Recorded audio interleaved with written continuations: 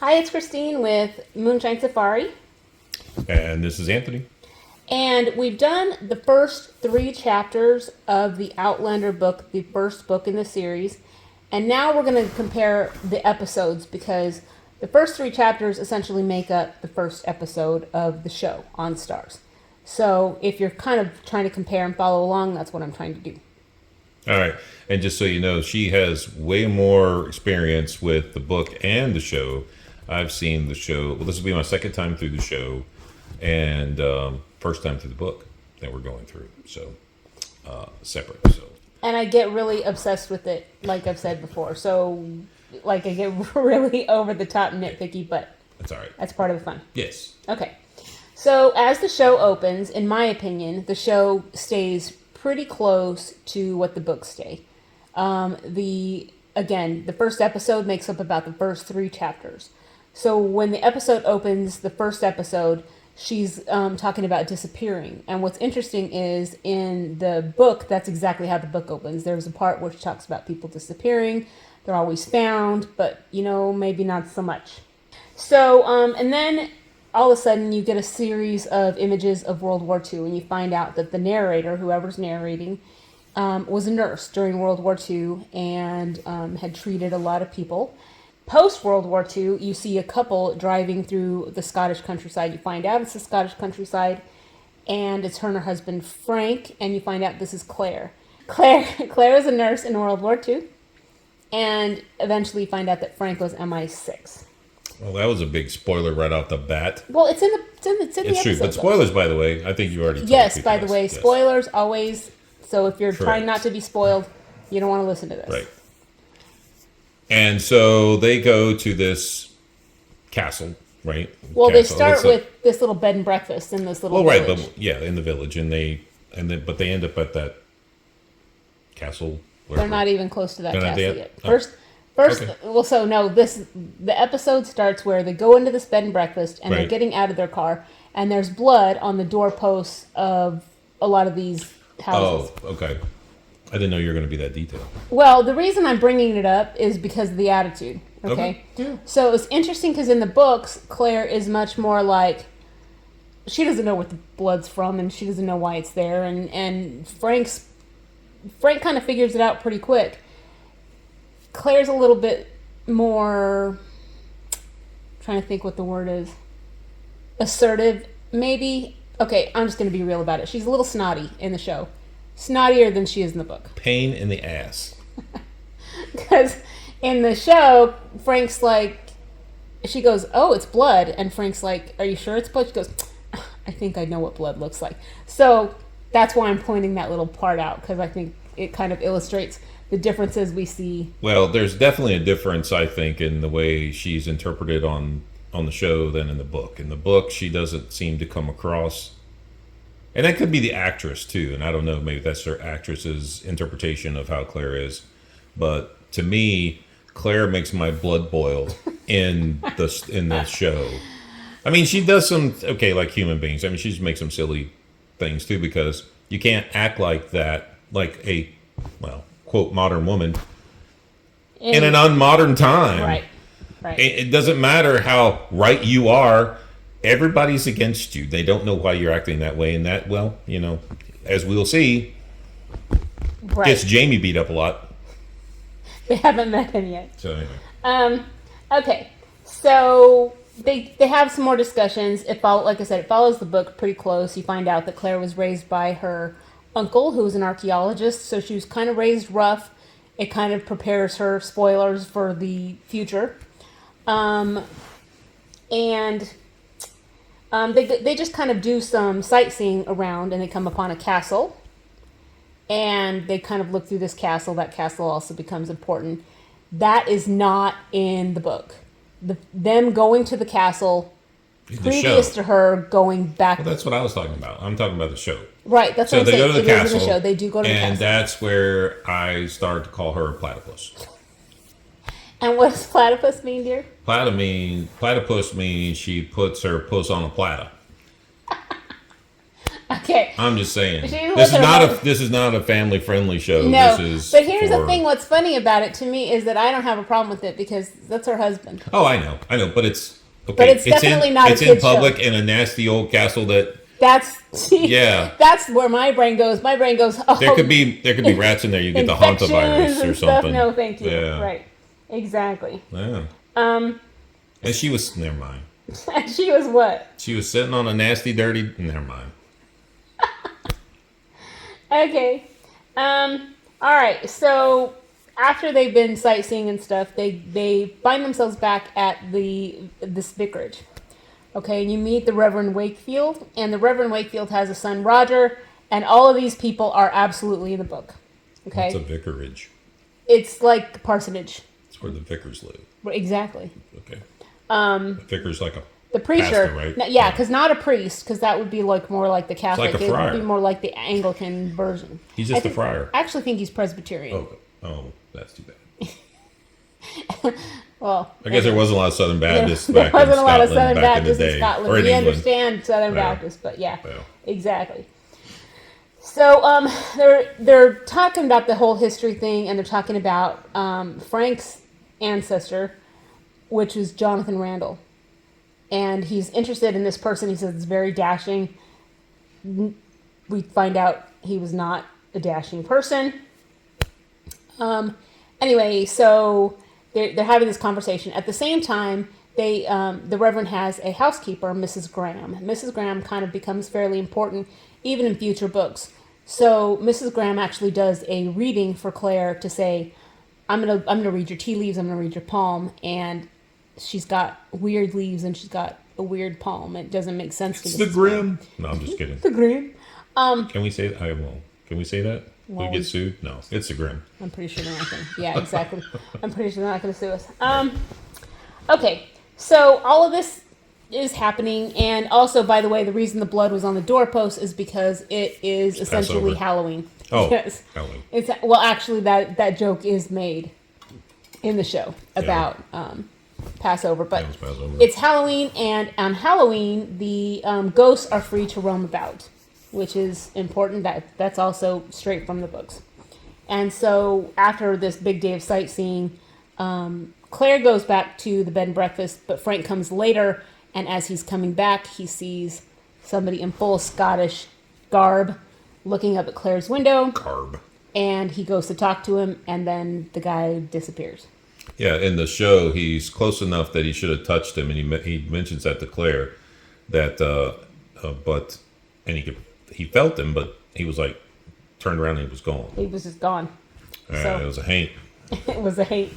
It was a haint. Scottish So, haint. There's even some kind of anyway. I'm not going to. Well, no, people think that okay, when you see it in the show, the build and from behind, It's clear. It looks like it's Jamie. Right. It looks like it's Jamie, Right. and which would be impossible. But there is some.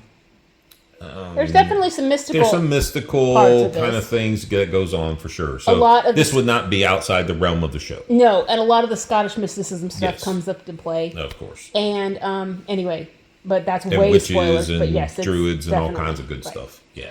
So as they go to bed, Frank says he wants to set his alarm clock. He wants to go the next day and see the witches. And it's a joke that they're witches. Let's go see them. They Yeah, have see some them. kind of an ancient dance that they do, and they're calling the sun, and they're doing all this stuff. I think they do that in Sedona. Well, I'm just kidding. well, There might be some stones over it there. happened over there. Like good. And it's these ancient standing stones, which is a little bit like a Stonehenge kind of a place. So they go to watch it, and in the show, Claire says she feels a little weird about it, kind of doesn't match the book. But as we know, when they're doing a show, they got to fit as much as possible into it. So I feel like it's going with the spirit of the book, not necessarily every word because they can't fit it. So the next day, Claire decides Frank's going to go do some more research, some more ancestry type research. And Claire is going to go and get some flowers that were up at the standing stones because she's interested in botany. That's very important. That's a big deal. And so she goes up to the stones, she hears a weird rushing sound, and she blacks out. She wakes up and thinks she doesn't really know what happened. Basically, at this point, she's reeling.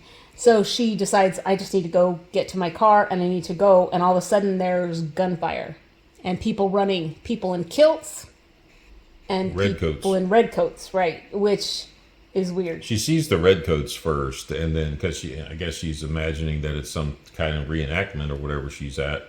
But then one of them shoots at her. So she has to run, and it actually kicks up mud next to her, and she in the show, and she says, they're actually using live ammo. And she real freaks gunfire, out. right? Exactly, which would not be normal for a show. And then she sees some of the Highlanders running through the forest too. She sees the kilts and stuff too. So. And there are people in the Highlands dressed in kilts, but not this many, and not all at one time, because obviously it's 1940s at this point, so they're not everybody's just running around in kilts. She had run away from the musket fire, and she comes upon this stream, and there's a guy with a red coat with his back to her, and he stands up, and she sees him, and she thinks it's Frank. Well, in the show, it is the same actor. Correct. The same actor plays Frank and plays Jack Randall, and it's supposed to be his ancestor, and that comes. Well, there's a little curve there later that we'll talk about, but and she actually looks at him and goes, Frank. Right. And then he gets up and looks at her and he goes, you're not Frank. You're not Frank. She recognizes it. Right. But in the book, doesn't it say that they don't look exactly the same? But that they could be brothers. They could be brothers. Correct. Yes, exactly. They could be brothers. And so in the show, since that's what we're talking about at the moment in the episode, she's saying, who are you? And he introduces himself as Jonathan Randall, which was the ancestor that Frank was discussing Esquire. in 1945. Yes. And so she just wants away from this. She doesn't understand what's happening, and she takes off running, which doesn't work out so well for her. No, because I guess back in the 1700s, he stops her, and Claire, she acts all uppity and calls him a bloody bastard or something like that. So then spits in his face. Right. So then he interprets that as the actions of not a lady or a whore. So I guess what you do back then is if a lady acts like that, he's just going to test that's the answer. Just because that's what he started to do. He did start. He was starting to do that. And as he's attempting to assault her, he is knocked out. Yes, thank God. And he's knocked out by a Scot. So at this point, you don't know who this is, but Claire hears more English people nearby, so she starts to scream because she thinks, I just need to go to those people, and she gets knocked out as well. Yep. She comes to on a horse. Right. So you learn later that she gets knocked out by this really cool dude. He's one of the coolest guys in the whole story. He's awesome. Marital. He's very cool. And okay, and I know this has to do with the book, but here's one of my things. He could have killed Jack Randall right there. Right there, dead. He was the enemy. They were shooting at each other. They knew what was going on. He could have ended it. He'd been giving the Scots hell that was his job. That was what he did. And he could have, I'm just saying. But see, you already know he didn't, because that's not how it happened in history. I know, but it should have. It could have. Anyway. There's this constant recurring theme since obviously... And I like that guy. He's a good guy. No, he's awesome, He's a good actually. guy. I do like him. I'm just saying he could have stopped a lot of grief. He could have. Yeah. Okay, there's this constant thing where they're always discussing, well, if they do this, how is it going to affect the future? Right. And my argument is always that it's not, because whatever it is that happened already happened, and so everything they do plays into the plan that already was. Maybe. Right, exactly. That's my theory of it. Inception. Right, that's my Right. theory of it. Although Yeah. there is, anyway, I'm not going to say that. There's spoilers. Anyway. But, okay. So she wakes up on the horse, comes to whatever you want to call it, and they're going to this kind of ramshackle cabin. And he takes her inside. And keep in mind that she's dressed like a 1940s woman with a very simple dress. We would consider it very conservative now. Back then, they thought she was basically wearing a slip. Yeah, that's what it looked like. Right. In the show, it looked like she was just wearing like a nightgown. Yeah. I mean, it wasn't revealing, but it was very thin. It Sure, wasn't like thin. it wasn't like the all corsets and get-ups and Yeah, right. all that stuff. They keep saying Muscles. she's wearing her shift. Yeah. Okay. So she's So they walk into this cabin, and now there's like a bunch of Scots there. And you're starting to meet a few more people. And you meet Dougal. You know, I could probably smell what that smelled like walking in there, and it probably wasn't really good. I'm sure it was really bad, actually. Yeah. Really all those guys bad. in there running around, and it wasn't like everybody took a bath every, Well, and being chased and everything else. Ooh. There are some comments in the chapters of the book where she's like, Murtaugh says, well, I bet my best shirt. And she's like, well, I hope it's better than the one she's wearing. Because it's like, it's not so good. Which is funny because the author is always talking about, she's always commenting on smells. Like yes. Claire could smell you from like 100 yards away. She could smell your sweat or whatever. And always the smell of the blood and the musk always, and always something. She's amazing. Right, exactly. Yeah, it's pretty funny actually.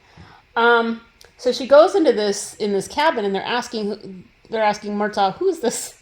And so Murtaugh's saying, well, she was having an argument with a captain we kind of are familiar with. Mm-hmm. Wink. And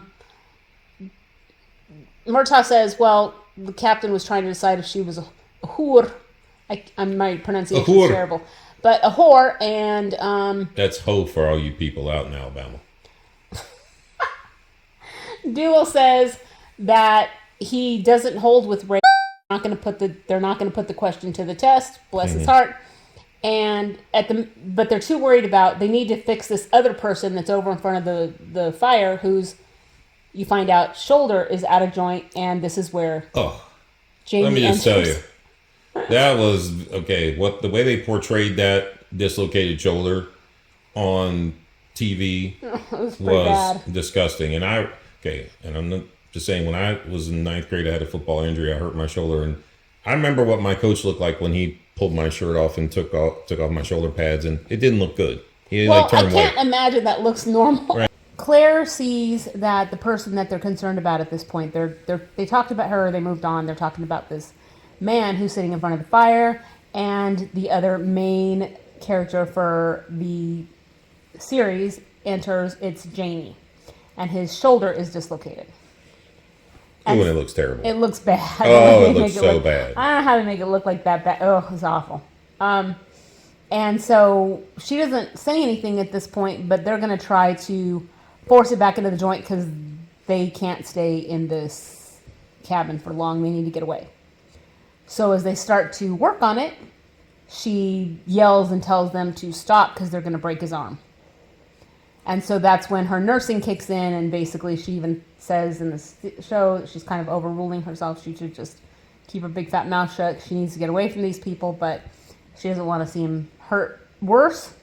So she basically helps put his shoulder back in the joint. Yeah, she screams and yells at him, and just supposedly just from that, all these big, tough Highlanders just move away and let her do her thing. But, of course, that's the show. But, his dislocated shoulder looked terrible. And then, she popped it back in.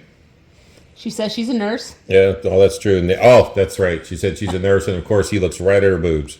Because back then, that's what nurses were. They were wet nurses. And she goes, not a wet nurse, like that, like corrected him. And he's like, okay. Because that's the only kind of nurse he would think of. That's the only frame of reference he has, right. Right.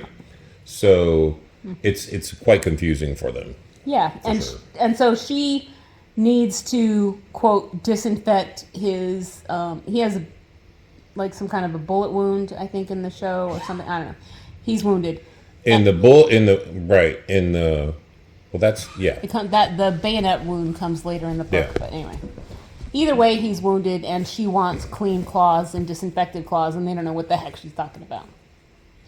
Yeah, she says, I forget. Iodine, and then she methylate, says... like they're going to know what that is, right? Mercurochrome. No, she doesn't say that, but that's what she's thinking of. No, and then she says alcohol, and of course, they always have whiskey. Means. Correct, right. The Scotch always have whiskey. They leave the cabin once Jamie's shoulder's back in joint. It was, and they had to ride together. Yes. Like Jamie and Claire start riding together, if I'm correct. Yes, and they decide they're going to take her with them. And she's had to rip off some of her dress in order to dress his wound, because that's the cleanest thing they have in there. And by the way, that's not very clean either. And so she just is getting skimpier and skimpier clothing. Nothing during that time was clean. Nothing at all No, there was was no clean. clean. Everything was dirty, covered in mud and poop and everything else. And It was everything. just, yes. Animal and People. and yeah, everything. So as they're leaving the cabin, she doesn't understand why she can't see the lights of Inverness.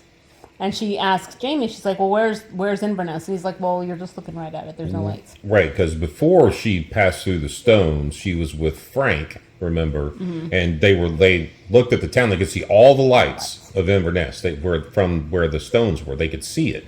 And she was looking, and you could see a few little lights, because there was still a town there. But it wasn't like it was in the modern time where she's from. It's not lit up. No, not at all. Right.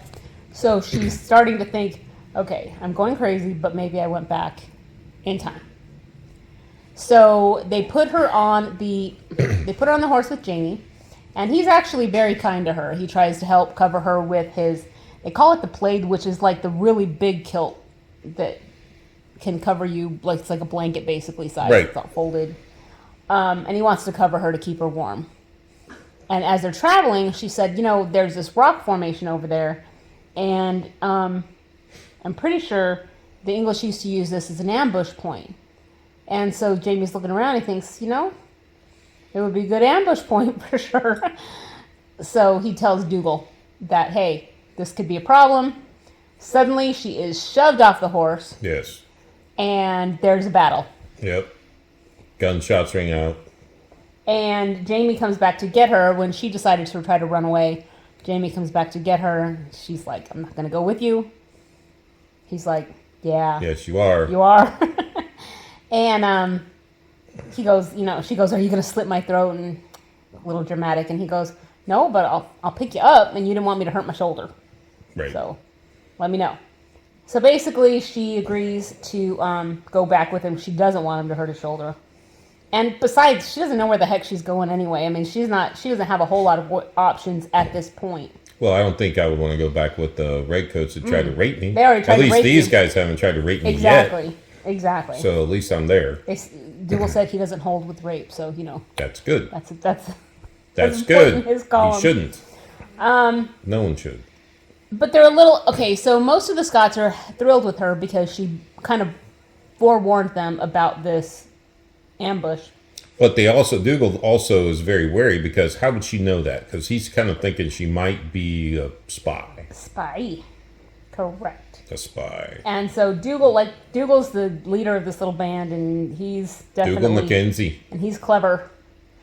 And he is very clever. He's tough too. And and he's actually taught Jamie a lot of things that Jamie knows. So after this battle, they start riding again, and all of a sudden Jamie faints, falls off the horse. And it turns out during the battle he had gotten wounded again. In the books, it's a bayonet. Right. In the show, it's shot. A gunshot. Gunshot through and through. Yeah. And so she has to clean it again. She's talking about disinfecting, and they're like, it's kind of funny because in the books he's like, I'm sorry you can't be disinfected, Jamie, but, they just think it's funny, and either way, she has to dress the wound and they have to go. She's afraid of the wee beasties. Afraid of We'll talk about that later. Wee beasties come up later. So, anyway, they continue riding through, and then finally they come to the castle that Frank and Claire had visited in 1945 as a ruin, only it's not a ruin now. That's where she played platypus. Just saying. She's not playing Just in case you platypus forgot. right now. In case you forgot. In case you forgot the platypus. She's they're coming into the Castle Leoch, and she remembers it was a ruin, and now it's not. There are people, there are animals, and it's moving, and it's clearly in its prime, and she realizes I'm flat out back in time. Yes. And that's kind of how the episode ends. That's it. So again, that's the first 3 chapters of the book, and huge spoilers if you haven't watched them, but Or read the book. Yeah, do both. read them. Okay, because it's really interesting. I feel like I like the show. I really like the show. It keeps to the spirit of the books, but there is so much in the books that you can't fit it all in a show, which is not possible. It's like everything. It's like every show that comes from a book. But as far as the attitudes go, Dougal is intimidating, and he's intimidating in the books, He's intimidating in the show. Jamie is very kind and tough also. He's also very clever. That's like a Mackenzie thing. That's great. That's like a Mackenzie thing. He's clever, he's smart. Actually, it's not even just Mackenzie because his dad was too, but he's smart and he's tough and he's, would his dad be a Mackenzie? No, his dad was a Fraser. Oh, Remember? I guess that's true. And then Claire is the one that's a little bit different in His the... mother was Mackenzie. That's what. Yes. In the shows, Claire is... A pain in the ass. she's a little bit... Giant pain in the ass. I'm trying to think how to say it. She's a little bit snotty. Like, kind of... She doesn't... Hold on, just say. She doesn't come across like that in the books. She's a wee bit snooty. She's and also, to be fair, when you came from... Claire. 1945 all the way back to, like, you find out eventually it's 1743. No, she would have been uppity in 1940. Women, No, well, yes. she would have been uppity She in was 1940. uppity, correct. I'm just saying, and I don't mean that in terrible. I'm just saying from the perspective of back then, women were very Demure. There you go. That word that came up in all the TikToks or whatever the hell that is. But anyway. Is that right? I guess. Oh, okay. Anyway, so she's strong and she's tough. In the book, it's portrayed a little more, to me, better. I like the book Claire better than I like the show Claire. Well, in the book, she sort of censors herself a little bit more. She thinks about it a little bit more. She doesn't just spout. I think that I think that in the show, it is interpreted that way because of the day we live. Yes, correct. The culture we live in and the correct atmosphere. But anyway, yeah, that's it. One of the things, though, in the books and in the show, she's got a mouth, which is not necessarily typical for women in either time frame. She cusses. I mean, she was an army nurse, so she's not like... So all army nurses cuss? Well, I'm just saying, I think that they're probably pretty So you're tough. thinking about coming to the army just... I think they're I've pretty never tough. been in the army and I cuss all the time. Yeah, anyway. But you're not a nurse. I'm tough like Claire. Like Claire. Anyway, that's episode 1. I hope you're enjoying our little podcast series. And when we get to the break for episode 2, we'll do the next one. Have a great day. See ya. Check out Moonshine Safari for some of our Outlander themed merch. MoonshineSafari.com. You can see some cool t-shirts and mugs and stuff. Yep. Go do it. All right. Bye.